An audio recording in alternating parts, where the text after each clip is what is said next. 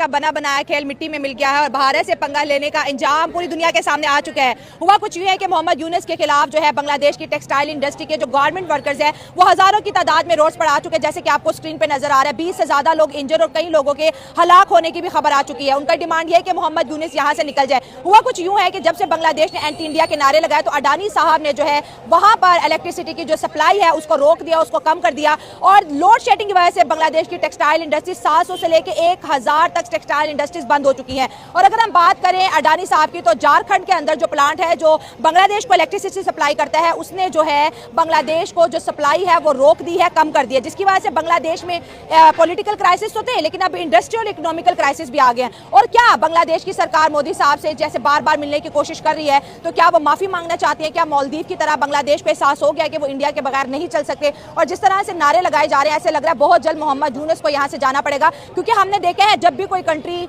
या हमसाया मुल्क इंडिया के इर्द गिर्द जो इंडिया के खिलाफ होता है कुछ ही टाइम के बाद ऐसा रजीम चेंज होता है कि वो गवर्नमेंट को वहां से जाना पड़ता है और ऐसी गवर्नमेंट बनाई जाती है जो इंडिया के फेवर में हो सकता है। ये रॉ की भी साजिश हो सकती है। सो आवाम की तरफ बढ़ते हैं और जानते हैं उनकी राय। अब इंडिया जो है वो मजीद उनको तंग करेगा और ये जो अभी शेख यूनुस साहब हैं हाँ। इनको मजीद इनका जो तख्ता इक़्तिदार से इनको पलटा देंगे हाँ, मजीद ये उसको लेके आएंगे हाँ। जो इनके मफाद के लिए बेहतर होगा। मतलब इंडिया ऐसा करेगा कि बांग्लादेश के अंदर ऑटोमेटिकली वो गवर्नमेंट आ जाएगी जो इंडिया को सपोर्ट करेगी।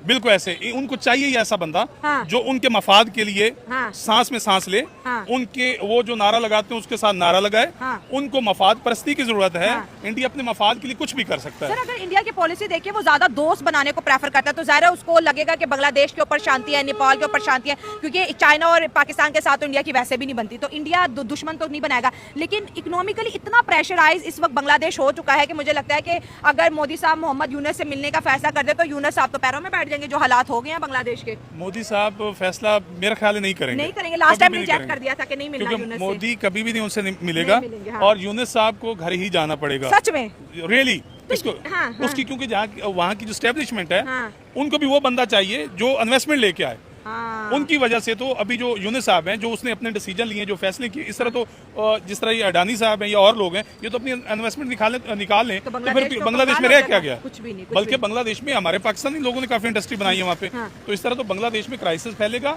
मजीद वहाँ पे तबाही का शिकार होगा। तो बांग्लादेश की आर्मी को भी इंडिया की इन्वेस्टमेंट चाहिए ही चाहिए।